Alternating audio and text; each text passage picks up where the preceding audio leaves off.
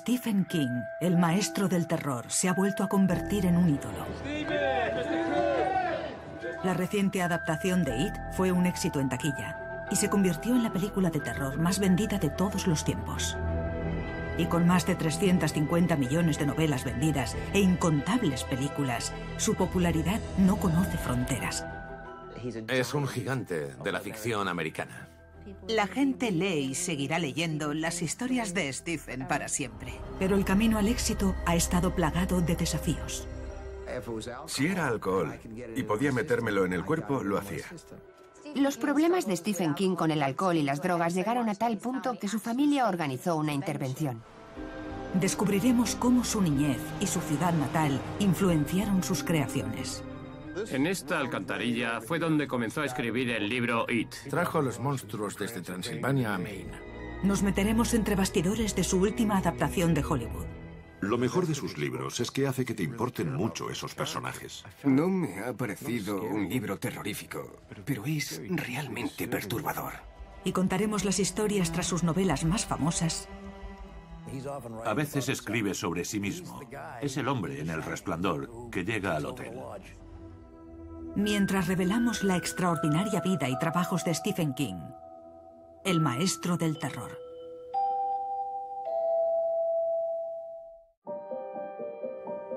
Stephen King es el autor más amado de América.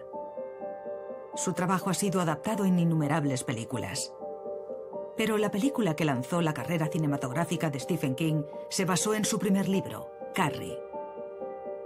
Es la historia de una chica impopular que cuando es acosada en el colegio descubre que tiene terroríficos poderes. La película está protagonizada por Sissy Spacek, John Travolta y Nancy Allen y fue todo un éxito en taquilla. Todos nosotros, de alguna manera, no digo que seamos como Carrie, pero hay una época, cuando somos adolescentes, en la que nos sentimos extraños y diferentes. Y puede que no lo digamos en alto, pero todos podemos vernos reflejados en ello. La capacidad de King para impresionar está presente en la secuencia inicial de la película, que es desgarradora y a su vez polémica. La vemos al principio menstruando en la ducha. Es un comienzo extraordinariamente potente para una película. Especialmente en 1976. No creo que nadie hubiera visto eso antes en una pantalla. Fue muy valiente abordando el tema de la menstruación porque lo dice todo sobre Carrie. Comienza a sangrar y se pregunta qué le está ocurriendo. Todo el mundo se ríe de ella y después la sangre se convierte en uno de los temas principales de la película. Los demás le atormentan por ser diferente. Y bueno, Chris facilita la solidaridad por Carrie, porque es muy cruel. Vemos la película y nos preocupamos por ella y sentimos su intensa sensibilidad hacia el acoso y las burlas y la crueldad que está experimentando. Expulsan a Chris del baile porque, bueno, por la escena de la ducha, y para ella eso no está bien. Si ella no se divierte, nadie lo hará. Como público, primero te emocionas por Carrie y piensas que va a ser coronada reina del baile. Y está preciosa, parece normal y feliz. Carrie acaba en el baile y es coronada reina. Y los crueles adolescentes están maquinando algo. Y terminan tirando un cubo lleno de sangre de cerdo en su cabeza.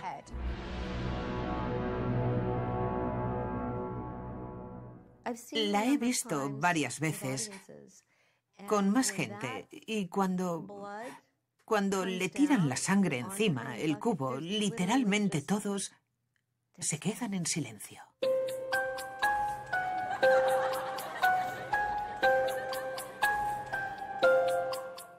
Lo que Sissy hace en el baile es escalofriante.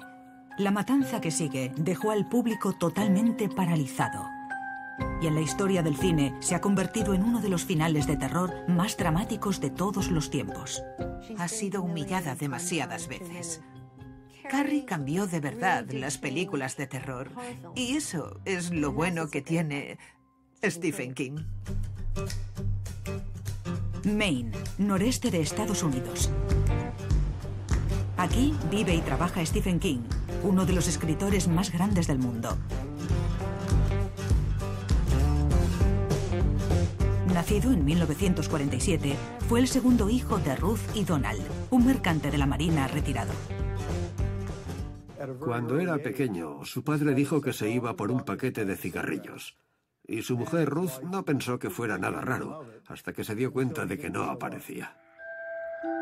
Su padre abandonó a la familia cuando él tenía 2 años, y su madre sufrió mucho para cuidar de ellos, pero por lo que se ve hizo un buen trabajo.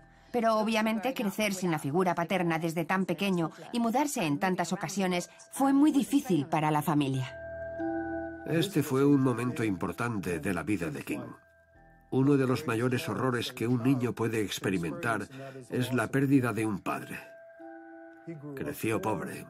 Su madre tenía varios trabajos y no ganaba casi dinero. Dependían mucho de la familia para pasar los malos tragos.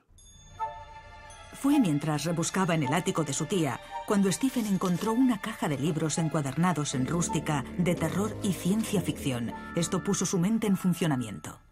En ese momento se dio cuenta de que eso era lo que de verdad le interesaba. Los cómics y las películas alimentaron la imaginación del joven King. A Stephen King le encantaban películas como El pantano diabólico y La cosa. Son películas sobre criaturas y aunque no se centraban precisamente en el tipo de ambiente que él escribió después, estaban ambientadas en gente real. Y estas películas, aunque fueran un poco de mal gusto, desarrollaban los personajes y a veces las familias que se veían envueltas en la amenaza que iba a llegar. Recuerda que en aquellos tiempos, la gente como Steven Spielberg y George Lucas se alimentaban de las mismas leyendas urbanas. Las películas antiguas y los cómics de EC, Historias de la Cripta y, bueno, todas las revistas de ese tiempo. Podemos ver trazos de terror en esos cómics que lo influenciaron y las posibilidades que pueden salir del elemento gráfico del cómic y lo que influencia su prosa. La amenaza de un apocalipsis nuclear tomaba importancia en los 50 y 60, por supuesto, y muchas de las películas de aquella época usaban directa o alegóricamente la idea de un cataclismo que ocurriera repentinamente con elementos de la ficción como monstruos o criaturas en los lagos o en los cielos. Nos preocupa lo que no hemos visto y lo desconocido, pero a la vez nos emociona y eso debió fascinar a Stephen King. Encontró algo nuevo en eso, creció, hizo crecer su imaginación y creo que eso es lo que lo lanzó a la estratosfera. Fue algo nuevo, fresco y algo que la gente no había visto antes. A continuación, el sufrimiento en la vida del autor está a punto de cambiar para siempre. Stephen King, por favor, ven a la oficina. Tenemos una llamada urgente de tu mujer. Y sabía que uno de los niños se había roto la pierna o que había vendido el libro. Y Stephen King escribe la que se convertirá en una de las grandes historias de terror de todos los tiempos. Estamos en 1959. Stephen King tiene 12 años y vive en la rural Maine. Su madre, Ruth, sigue fomentando el interés de su hijo pequeño y consigue reunir el poco dinero que tiene para comprarle una máquina de escribir. Stephen se sentaba y escribía historias cortas y las enviaba a los editores. Clavé un clavo en la pared y en él colgaba los escritos de rechazo. Los colgaba todos. Cuando cumplí 17 o 18, el clavo se cayó de la pared porque había muchas hojas de rechazo. Así que conseguí un clavo más grande. Desde su estrecha cama, King soñaba con otros mundos y con lugares alejados de ese paisaje rural que veía desde su ventana. La gente dice que debes escribir sobre lo que sabes. Bueno, pues lo que yo conocía era aburrido. Quería conocer el espacio exterior. Quería luchar contra monstruos en los pantanos del Amazonas. Así que esas eran las cosas sobre las que escribía. Después del instituto, Stephen asistió a la Universidad de Maine. Allí participó en el periódico de la universidad, escribiendo una columna semanal. Le dije que solo tenía 2 reglas. Y me preguntó que cuáles eran. Le contesté que tenían que caber en un espacio y le enseñé la página en la que había un espacio para la columna. Y también le dije que tenía que estar en mi mesa el martes a las 11 en punto. Dijo que sí, así que serían Bueno, las 10 menos cuarto del martes por la mañana. Entraba y ponía la primera pieza en la máquina de escribir y se ponía a ello. Tac, tac, tac, tac, tac, y de repente lo sacaba. Y metía otro papel, y otra vez, tac, tac, tac, tac, tac, lo sacaba, lo miraba una sola vez, nunca hacía marcas, y lo dejaba en mi mesa y me decía, nos vemos la próxima semana. Y cuando se iba sonaba el reloj, y daban las 11 en punto. Steve era una máquina de la escritura. Le daba al botón de impresión de su mente y de ahí salía todo. Y encajaba perfectamente, y era gramaticalmente correcto. Nunca tuve que corregir nada. King terminó la universidad con una carrera en educación y una nueva novia, Tabitha, y pronto consiguió un trabajo como profesor. La conocí en la universidad. Fue en la biblioteca, de hecho. Está orgullosa de que yo fuera el chico de las estanterías y ella se encargara de catalogar. Su rango era superior al mío. Stephen y Tabitha se casaron y se mudaron a una casa remolque deteriorada con su primer hijo. Él y su mujer no tenían mucho. Contaban el cambio, literalmente. El salario de King no alcanzaba para mucho y pasaba todo su tiempo libre escribiendo. Lo interesante son las ganas que tenía King de triunfar. El deseo de King de escribir historias era tan fuerte que podría estar en el cuarto de la lavadora de su casa remolque, en Hemden, con su máquina de escribir portátil, que era de su esposa, y estar escribiendo con tanta fuerza que sus dedos se quedaban marcados en las teclas de una máquina de escribir manual. Mientras también tenía que cuidar de sus hijos y además tenía que planear sus clases. Creo que existe un periodo clave biográficamente en la vida de Stephen King, en la que se encuentra dividido entre la enseñanza, en la que es muy bueno, y conseguir sacar adelante a su familia. Y querer escribir, tener esas ganas constantes de escribir, pero no tener éxito, no ser capaz de vender sus historias, no ser capaz de obtener un salario con ellas. A pesar de que entonces había escrito ya varios libros, King solo publicaba historias cortas en algunas revistas para hombres. Una vez volvíamos de casa de mi madre y mi hijo pequeño Joe tuvo una infección de oído. No había manera de consolarlo. Tenía fiebre, lloraba y sabíamos que necesitaría medicación. Pero teníamos la cuenta vacía. Y cuando llegamos a casa había una carta en el buzón. Era una carta de aceptación de una revista para hombres sobre una historia corta que había escrito, con un cheque de $500. Pero el dinero no duraría para siempre. King estaba frustrado. Escribía prolíficamente, libro tras libro. Podías ver que este hombre no se iba a dar por vencido. Si no lo conseguía, estaría atrapado en la casa remolque, enseñando o escribiendo para ganar algunas monedas. Stephen fue a pasear al cementerio local. Había decidido investigar una antigua historia corta y necesitaba inspiración para su personaje principal. Se le ocurrió el nombre de Carrie. Al principio no le gustó Carrie. Escribió 3 capítulos y no le gustaron. Los tiró al cubo de la basura. Los primeros borradores de Carrie hicieron que se exasperara. Pensó que nunca funcionaría y lo tiró a la basura. Su mujer, Tabitha, lo recogió y le dijo, estás creando algo, y le obligó a continuar. Creo que pensó que sería una historia que no iba a ser muy popular, pero al final terminó siendo el principio de todo. Carrie superó docenas de rechazos antes de que el manuscrito sobre esta inusual historia llegara a manos de un editor de Nueva York. Tenemos que recordar que el editor de Stephen King estaba arriesgando, porque King era un desconocido y tardó varios libros en despegar y establecerse. La vida de Stephen King estaba a punto de cambiar para siempre.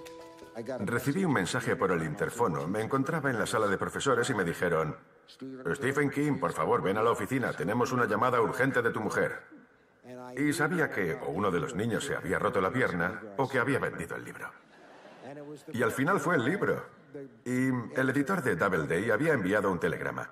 En él decía, enhorabuena, Carrie es oficialmente un libro de Doubleday. Aquí tienes $2.500 por adelantado. Lo bueno está por venir. Con amor, Bill. Carrie vendió más de 1 millón de copias en el primer año y ha continuado siendo un éxito. Pude hacer unas ilustraciones espeluznantes para el libro. El artista Glenn Chadbourne ha ilustrado muchos de los libros de King, incluyendo la edición del 40 aniversario de Carrie. Es un libro triste. Y creo que todos conocíamos a una Carrie White en el instituto. Yo conocí a una, King también. Era la combinación de dos chicas. Usaba una combinación para Carrie y cuando leí la novela, bueno, he conocido niños de los que se reían en el instituto y, bueno, pobrecitos. Sufrieron mucho y Carrie me tocó el corazón. Fue un libro especial. También para King fue el que lanzó su carrera. Todo cambió cuando el libro Carrie, que casi tiró a la basura, se publicó en Rústica. Hubo una guerra de ofertas por los derechos de la publicación en Rústica y se vendió, creo, por 400.000. De esos, Stephen King se quedaría a la mitad. Hoy en día, eso es más de $1 millón. Stephen King, su autor, había despegado. Pasé por la puerta entre la cocina y el salón. Me senté y pregunté, ¿has dicho un derecho de 40.000? Y me dijo, no, de 400.000. Tuvimos una conversación y salí de la casa. No podía pensar en nada y al final decidí que le compraría un regalo a mi mujer. Y fue... Esperad un momento. Esperad. Era un domingo. Todo estaba cerrado excepto la farmacia, así que le compré un secador. A pesar de su éxito, el momento se tiñó de tristeza. Poco después de la publicación de Carrie, la madre de King, que lo había criado sola, contrajo una enfermedad terminal. Aunque no vivió lo suficiente para ver el libro publicado en forma impresa, sabía que todo le saldría bien a su hijo, como ella siempre había esperado. El librero de Bangor, Gerald Winters, es un coleccionista de ediciones únicas y valiosas de los libros de Stephen King. Tengo algunas ediciones de Carrie, el primer libro de Steve, de cuando salió en el 74. Este es el primer libro de tapa dura que salió. Esta es la edición del Club de Lectura. Esta es la primera edición de Reino Unido. Se hizo un número mucho más pequeño que en Estados Unidos, donde se hicieron 10.000 copias de la primera edición, pero aquí habría entre 500 y 1.000 porque era un escritor nuevo y no estaban seguros de si iba a triunfar o no. Carrie estaba dedicado a su mujer Tabitha y en él escribió: «Esto es para Tabby, que me metió en esto y luego me ayudó a salir». Convertido en un autor a tiempo completo, gracias al éxito de Carrie, los King se encontraron viviendo en un mundo en el que el dinero ya no era un problema. Compraron una mansión gótica en su ciudad natal. Stephen se sentía presionado para terminar su siguiente libro. Pronto se publicó El misterio de Salem's Lot y después la novela que inspiró a la película favorita de los fans del terror, El Resplandor. Cuando llevó a su familia de vacaciones a Colorado, la mente oscura de King se inspiró en el mismo hotel en el que se quedaron. Stephen King y su mujer se encontraron comiendo solos en el restaurante del hotel.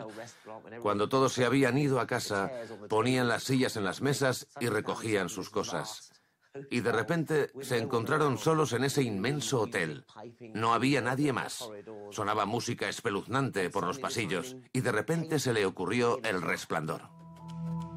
En la novela, el escritor Jack y su familia se convierten en cuidadores en invierno de un hotel remoto de la montaña. Como a King en Colorado, a Jack le persiguen la soledad y el silencio. Cuando piensas en El Resplandor, se te viene a la cabeza Jack Nicholson y Stanley Kubrick. Y yo siempre pienso en que el Hotel Overlook es el personaje principal de la película. Tiene un increíble sentido abrumador que puede advertir a la gente que va a entrar en él. Puede hacerse cargo de ellos. Me pareció espeluznante. Supo cómo jugar con el elemento claustrofóbico y me pareció que también supo utilizar el aislamiento y la atención al edificio. King le da al hijo pequeño, Danny, un poder especial, conocido como El Resplandor, que le permite ver terribles visiones de los muertos del pasado del hotel. Jack, que está sufriendo una crisis, se decide a acabar con su familia. El Resplandor es sobre una familia que se desmorona. Alcoholismo, abuso, claustrofobia. Creo que una película de terror que trata sobre personas es muy interesante. Es reconocible. Las películas de terror se basan en el miedo, así que intentan sacar esos miedos que todos tenemos. Sin embargo, King tuvo un problema con la película. Le pareció que el personaje principal de Jack Torrance, que para King era una ampliación suya, no se reflejaba como en la novela y tuvo mucho que decir sobre su descontento. Llamó la atención a Stanley Kubrick por hacer El Resplandor de Stanley Kubrick y no El Resplandor de Stephen King. Stephen King denominó El Resplandor como un coche precioso sin motor. Le pareció que en cuanto ves el personaje de Jack Nicholson, te das cuenta de que está loco y no se ve mucha progresión. En mi mente, la base del libro es que tenemos a un hombre decente y vemos cómo se va rompiendo por estar en ese lugar. Lo que sí que tenían en común el libro y la película era que el personaje principal, Jack Torrance, era alcohólico, cosa que también reflejaba la vida del autor. Durante años, mucha gente no sabía que Stephen King tenía un problema con la bebida y con las drogas.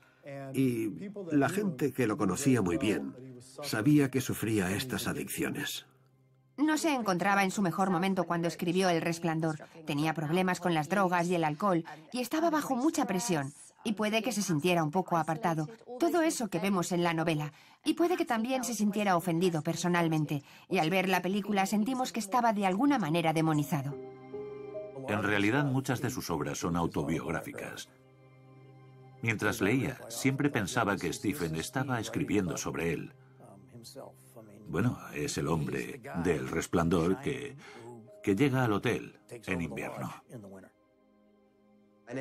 Nunca vi una droga o bebida que no me gustara. Y si podía tomarla, lo hacía.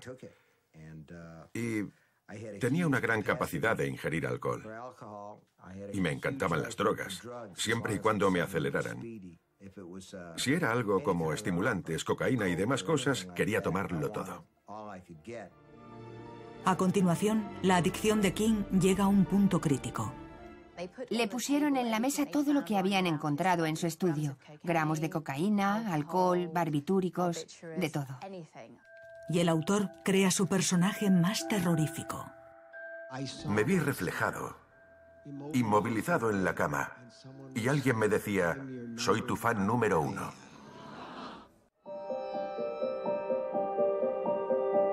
Estamos en 1980. Stephen King es ahora un autor multimillonario. Saca un libro al año. Solo su nombre lo mantiene en las listas de los éxitos de ventas. ¿Carrie? ¿El misterio de Salem Slot? ¿El Resplandor? Todas llegaron a la pantalla grande exitosamente. Sus próximas novelas no serían menos. Los directores hacían cola para adaptar las nuevas historias de King del libro a la pantalla, antes de que éste las escribiera. Lo que tienen es la acción. Escribe frases cortas, que se adaptan genial en los diálogos. No escribe frases largas a las que la gente tiene que dar forma. Todo está casi preparado para la pantalla. La acción ocurre en secuencia. Pum, pum, pum. A mediados de los 80, King era una máquina de la escritura. Iba a toda máquina. Intentaba presentar un primer borrador en tan solo 3 meses.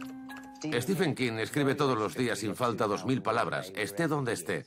Escribe durante 4 o 5 horas y 2000 palabras, las use o no. Y así tiene 2000 menos que hacer. Es un trabajo agotador.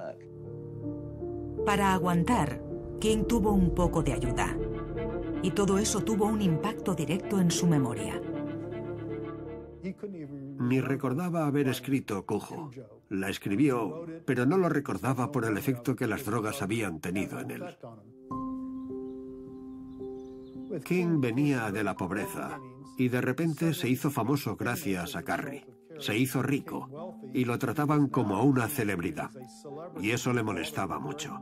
Creo que toda esa presión externa, la necesidad de escribir más libros, el nuevo mundo editorial, que era nuevo para él y le demandaba cosas, creo que todas estas cosas se acumularon y le atacaron desde ángulos diferentes, y eso le presionó. Tomaba todo lo que se me ponía delante. No había ninguna diferencia. Medicinas para la tos, Robertson y antitusivos eran todos igual de buenos.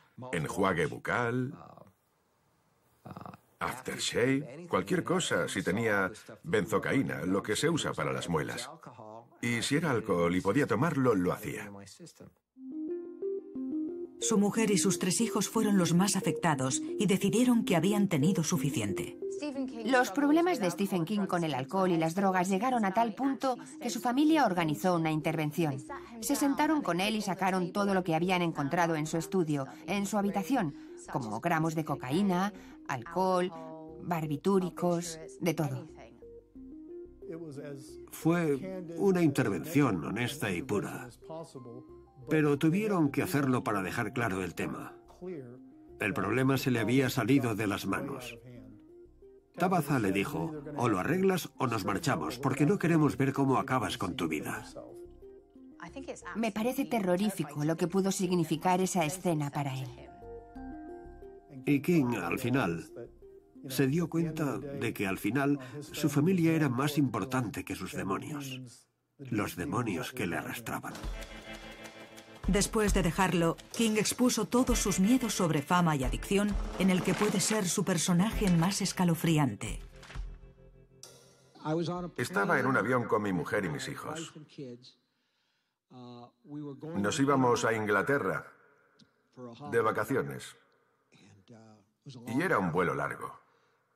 Y me quedé dormido. Me vi inmovilizado en la cama. Y había alguien que me decía, soy tu fan número 1. En Misery, Annie Wilkes rescata al autor Paul Sheldon. Pero esta descubre que ha asesinado al personaje principal de su novela, Misery. Es adicta a las historias, es adicta a la siguiente edición. Stephen King entiende esa necesidad de crear un nuevo éxito, esa necesidad de una nueva edición, la necesidad de éxito. Así que creo que en todos sus libros e imágenes de sus películas podemos ver el tema de la adicción. Tienes que echar un vistazo a la vida de Stephen King para darte cuenta de dónde sacó esta idea, que una fanática secuestre a un autor y que le fuerce a reescribir o concluir su novela a su gusto. Fue una oportunidad para hacer algunas cosas diferentes. De hablar sobre las relaciones tóxicas que muchos fans tienen con los escritores, ya sean escritores o estrellas del pop o del cine. Sea lo que sea, hay una relación tóxica e interés en lo que ocurre. Sin embargo, los mayores miedos de King se confirman. Una mañana, en 1991, un hombre trastornado se cuela en su casa. Pues sí que hubo un admirador que se coló en su casa con una caja de zapatos diciendo que era una bomba y terminó convirtiéndose en el personaje de Annie Wilkes en Misery. Y mi mujer dijo, ¿quién eres? ¿Qué haces aquí? Llevaba puesto un camisón e iba descalza. Y el tipo le dijo que llevaba una bomba. Stephen King me ha robado mi novela Carrie. Y mi novela El Resplandor. Y mi novela Misery. Y voy a acabar con él y conmigo. Los King quedaron conmocionados, pero resultaron ilesos. Hoy en día, los admiradores llegan a Maine desde todas partes para hacer el tour de Stephen King, dirigido por un vecino, Stuart Tinker. Y una de las paradas más populares es la casa de King, donde los fans esperan ver a su autor favorito. Vengo 2 veces al día, todos los días durante el verano. Vienen y sacan fotos de la casa y muy de vez en cuando Steve sale y habla con todos. Eso les vuelve locos. No sé si se despierta por la mañana y piensa si esto es real. Lo de vivir en una caravana a esto. Bueno, es una gran historia de éxito. La mayoría del éxito nació cerca de su casa, en el parque local. Si te sientas en este banco, puede que tengas una idea para un éxito de ventas. Aquí escribió Steve parte de It, el libro de It. En la historia, Stanley es uno de los perdedores. Es el que estudia a los pájaros. Y se sentaba aquí a observar pájaros en esa fuente. Y tomaba notas todos los días sobre qué pájaros había y demás. Eso se volvió parte de la historia. Otra parada del tour Es un clásico ejemplo de los lugares locales que inspiraron a King en sus historias. En esta alcantarilla fue donde comenzó a escribir el libro It. Steve estaba paseando un día y el agua estaba bajando por aquí, y eso le dio la idea de George y Pennywise. It cuenta la historia de un grupo de niños que se unen para parar un plan de asesinato de niños cuando el payaso vuelve a la ciudad. No sé cómo se le habrá ocurrido una idea así. Ha captado la imaginación de millones y millones de personas. El éxito literario de King fue manipulado por los críticos, que le denunciaron por ser un escritor de terror aficionado. ¿Que si me gusta asustar a la gente? Sí, claro. ¿Y me gusta cómo hablan de mí a veces y cómo me desestiman como escritor de terror? No, no me gusta. Mi profesora de instituto no le tomaba en serio. Escribí una reseña de uno de sus libros. Ella es lo que yo llamo una snob del terror. Me dijo que era una basura y estaba lleno de tonterías. Pero King no solo escribe terror. Cuenta conmigo y Cadena Perpetua también estaban basadas en novelas de Stephen King. Y creo que es muy interesante que dos de sus mejores libros, en mi opinión, no se encuentren en el género del terror. Basada en la historia corta El cuerpo, Cuenta conmigo relata la historia de 4 chicos que escuchan que hay un cuerpo en el bosque y van a buscarlo. Cuenta conmigo es una historia importante sobre la madurez. Los chicos comienzan la aventura, van por las vías del tren y caminan de manera inocente.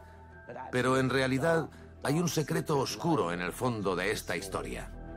El origen de esta historia fue la terrorífica muerte de un amigo de la infancia de King. Esto afectó mucho al joven niño. Un día llegó a casa blanco como un papel, porque había visto los restos de un cuerpo que había sido atropellado por el tren. Tuvieron que recoger las partes y colocarlas en una cesta de la ropa. Es sobre inocentes estallando y cambiando repentinamente. Es sobre eso, un estallido hacia la edad adulta y la vorágine de sentimientos que viene con eso, siendo la muerte la última parada. Pero para muchos, King siempre será un escritor de terror. Me miró y después miró hacia otro lado y volvió a mirar y me dijo: sé quién eres. Eres Stephen King. Eres el de las películas de terror. Bueno, a mucha gente le gustan esas películas, pero a mí no. A mí me gustan las historias de motivación, como Cadena Perpetua.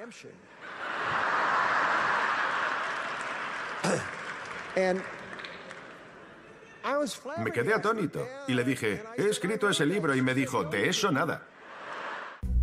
Cadena Perpetua, basada en el libro Las 4 estaciones, cuenta la historia de un preso llamado Andy, que es condenado erróneamente por un crimen que entabla amistad con otro preso.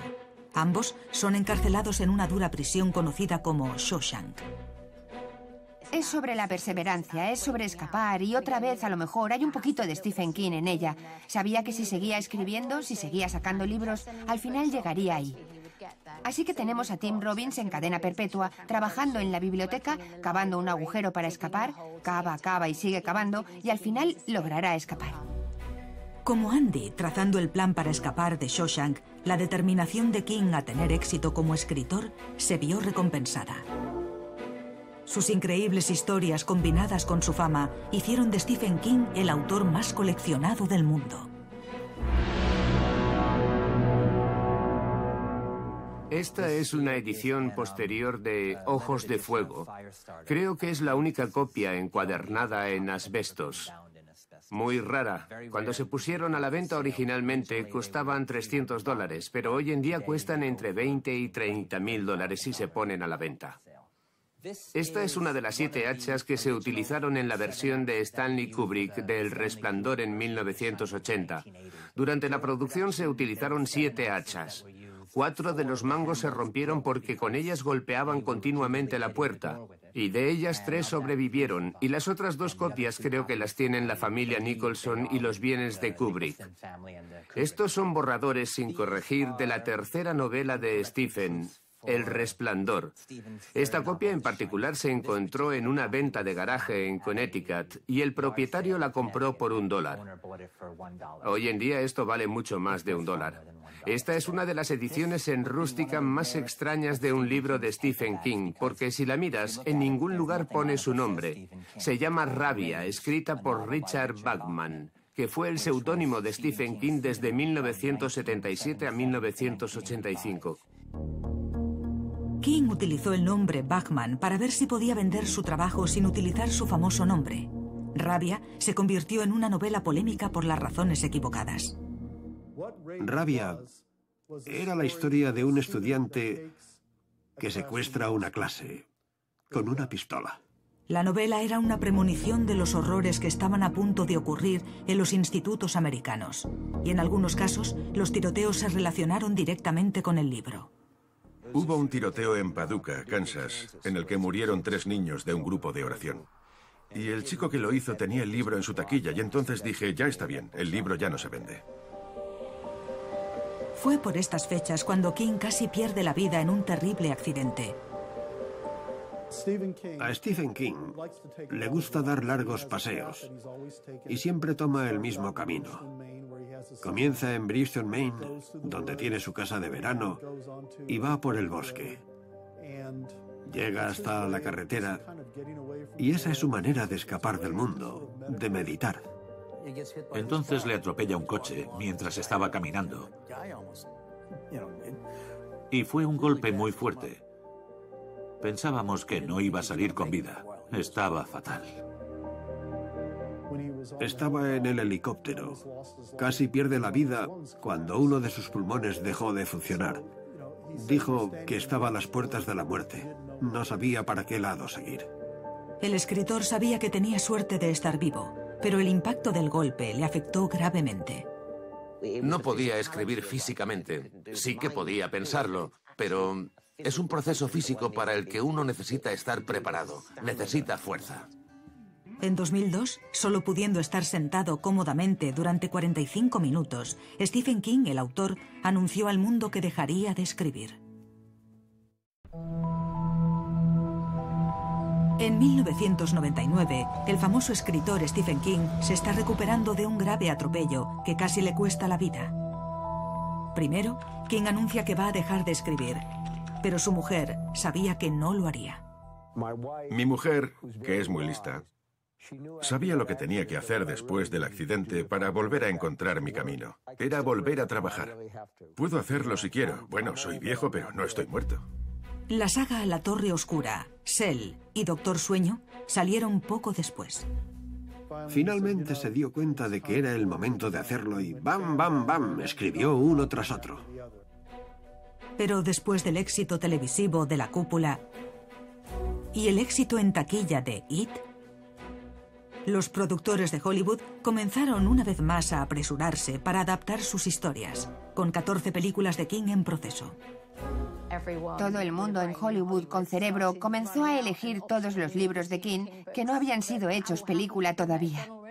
Muchos ejecutivos de cine que crecieron en los 70 y 80 vieron Carrie y Cujo. La gente quería volver a ver estas historias de la misma manera en la que se recuerda a Shakespeare.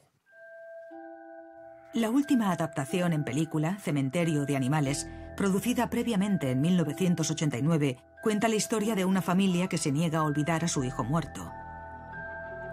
Estaba basada en un hecho real, cuando King vio a su hijo correr hacia una carretera. Sus mayores miedos terminaron en las páginas y pantallas. Es emocionante porque creo que ahora todo el mundo presta atención a sus trabajos y pensando en que existen otras maneras para llevar a cabo esos proyectos. Cementerio de Animales era la idea extrema y horrible de un padre de resucitar a su hijo y todo sale terriblemente mal. Es algo impensable. Es una de esas películas que juega con tus miedos más profundos, pero también con tus fantasías, porque ¿qué padre no querría que su hijo resucitara si hubiera muerto? No me ha parecido un libro terrorífico. Es totalmente perturbador. Tuve que parar de leer un rato. Bueno, toda la escena en la que Louis entierra a su hijo es desgarradora. Sí, creo que es un libro peligroso de leer, pero se quedó en mi cabeza durante un largo tiempo. No estoy seguro exactamente de por qué hacemos terror ni vemos terror, pero es un ejercicio emocional que todos necesitamos. Por alguna razón. Y Stephen, y por supuesto sus libros, hacen eso. Y en sus mejores libros te preocupas por los personajes. No hay nada más doloroso que la pérdida de un hijo. Para mí, algo que da miedo es algo que saca todos los miedos que tenemos y todo aquello con lo que podemos relacionar nuestras vidas. Nos encanta experimentar algo que nos haga sufrir. Y no sé, no puedo explicarlo, pero a mí me gusta. Así que, ¿cómo consigue King llegar hasta nuestros momentos más dolorosos y terroríficos con tanto éxito? Creo que su secreto es ser real. Que la gente crea que lo que está escribiendo puede ocurrir. El precipicio está muy cerca en todas sus historias y nos lleva justo hasta el precipicio. La ficción de King tiende a ser catártica. Nos deja sacar nuestras emociones, esas que puede que hayan permanecido siempre en nuestro interior. Stephen King. Ahora King por fin tiene el reconocimiento que merece. En 2015 recibió la Medalla de las Artes del mismísimo presidente de los Estados Unidos. Ahora estamos llegando al punto en el que la comunidad académica ha acogido a Stephen King y sus historias se enseñan en una gran cantidad de escuelas y se han convertido en parte de la historia americana. De origen humilde, ese chico de Maine consiguió llegar al éxito como escritor, incluso más allá de su imaginación. Es un artesano de historias. Es impresionante cómo puede ser tan bueno. Creo que será recordado como uno de los gigantes de la escritura, y se lo merece. Nos transporta a viajes por nuestras peores pesadillas y nos permite echar un vistazo al terror que acecha detrás. Ha capturado la imaginación de millones y millones de personas. Su poder sobrenatural es contar historias y muchos de sus personajes tienen poderes sobrenaturales para hacer otras cosas. Diría que Stephen King es el equivalente literario de los Beatles. Stephen King es el escritor más amado de América. La gente lee y seguirá leyendo las historias de Stephen para siempre. Pone por escrito nuestros mayores miedos y sus novelas y adaptaciones de películas nos seguirán impactando durante años, porque sin duda Stephen King tiene más historias que contar.